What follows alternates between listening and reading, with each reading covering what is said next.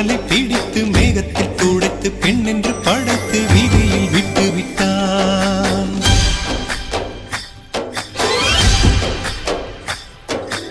இப்படி இன்னொரு பெண்மையை படைக்க தன்னிடம் கற்பனை தீர்ந்ததை எண்ணித்தான் பிரம்மனும் மூச்சையுற்றான்.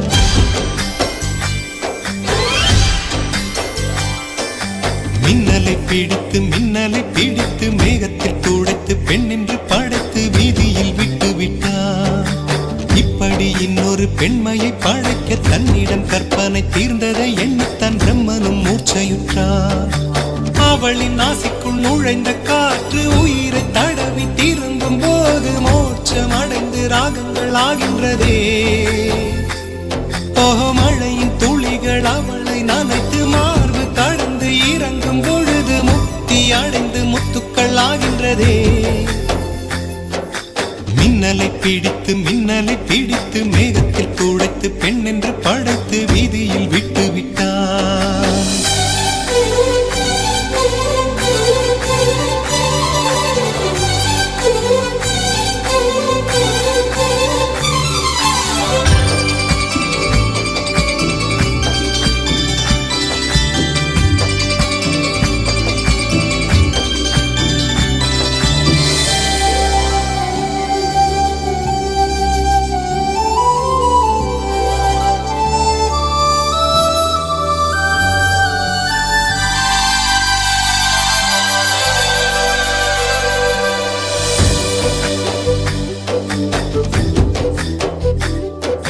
நிலவின் ஒளியை பிடித்து பாலில் நனைத்து கன்னங்கள் செய்து விட்டான்.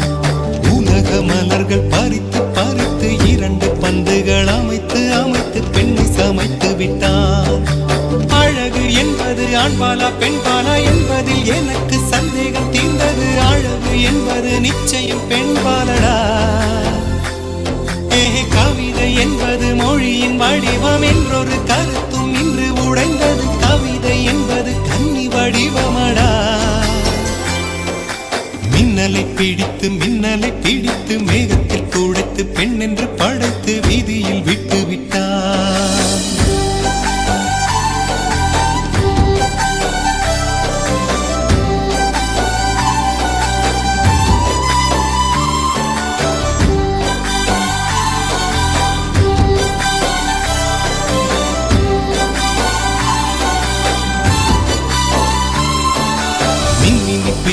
மின்மினி பிடித்து கண்களில் பதித்து கண்மணி கண் பறித்தாள். தங்கத்தை எடுத்து அம்மியில் அரைத்து மஞ்சளை நினைத்து கண்ணத்தில் குழைத்து ஜீவனை ஏன் எடுத்தாள். காவித்துறவிக்கும் ஆசை வளர்ப்பவள், அருகும் புல்லுக்கும் ஆண்மை கொடுப்பவள், பெண்களின் நெஞ்சுக்கும் பித்தம் கொடுப்பவளே.